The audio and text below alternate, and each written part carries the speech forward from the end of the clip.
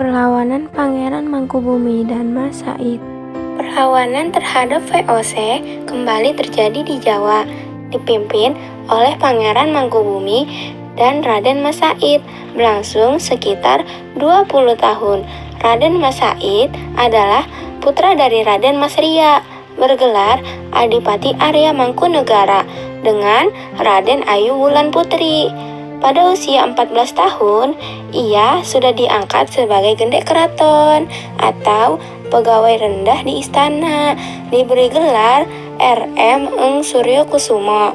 Raden Mas Said mengajukan permohonan untuk mendapatkan kenaikan pangkat. Permohonan ini justru mendapat hinaan dari keluarga. Bahkan, ia dituduh ikut membantu pemberontakan orang-orang Cina. Mas Said pergi menuju Ngalaro untuk memulai perlawanan. Oleh karena pengikutnya, Mas Said diangkat sebagai raja baru dengan gelar Pangeran Adipati Anom Hamengku. Negara Senopati Sudiyaning Plang. Hingga kini sebutan Mas Said yang dikenal masyarakat yakni Pangeran Sambernyawa. Pada tahun 1745, Paku Buwana II mengumumkan barang siapa yang dapat memadamkan perlawanan Mas Said akan diberi hadiah sebidang tanah Sukowati di wilayah Sragen sekarang. Mas Said tidak menghiraukan apa yang dilakukan Paku Buwana II di istana. Ia terus melancarkan perlawanan kepada kerajaan maupun VOC. Mendengar adanya sayembara itu, Pangeran Mangkubumi ingin mencoba sekaligus menakar seberapa jauh komitmen dan kejujuran Paku Buwana II. Pangeran Mangkubumi adalah adik dari Paku Buwana II. Pangeran Mangkubumi berhasil memadamkan perlawanan dari Mas Said. Ternyata Paku Buwana II ingkar janji. Paku Buwana II kehilangan nilai dan komitmennya sebagai raja yang berpegang pada tradisi.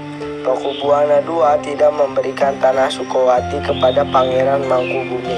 Terjadilah pertentangan antara Raja Paku Buwana II yang didukung Patih Pringgalaya di satu pihak dengan Pangeran Mangkubumi di pihak lainnya.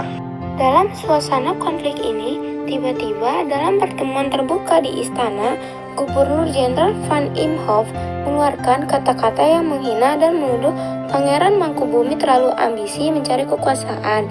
Penjabat VOC secara langsung telah mencampuri urusan pemerintahan kerajaan. Tidak ada pilihan lain kecuali angkat senjata untuk melawan VOC yang telah semena-mena ikut campur tangan pemerintahan kerajaan. Di tengah-tengah berkecamuknya perang di berbagai tempat, terdengar berita bahwa Paku Buwana II sakit keras. Dalam kondisi Paku Buwana II sakit keras, tercapailah Het Alibrenreis Konkret, sebuah perjanjian yang sangat penting antara Paku Buwana II dengan pihak VOC. Perjanjian itu berisi pasal-pasal antara lain. Yang ke-1, susuhan Paku Buwana II menyerahkan kerajaan Mataram baik secara de facto maupun de jure kepada VOC. Yang kedua, hanya keturunan Paku Buwana II yang berhak naik tahta dan akan dinobatkan oleh VOC menjadi Raja Mataram dengan tanah Mataram sebagai pinjaman dari VOC. Yang ketiga, putra mahkota akan segera dinobatkan setelah Paku Buwana II wafat. Kemudian tanggal 15 Desember 1749, Van Hohenroth mengumumkan pengangkatan putra mahkota sebagai susuhan Paku Buwana III.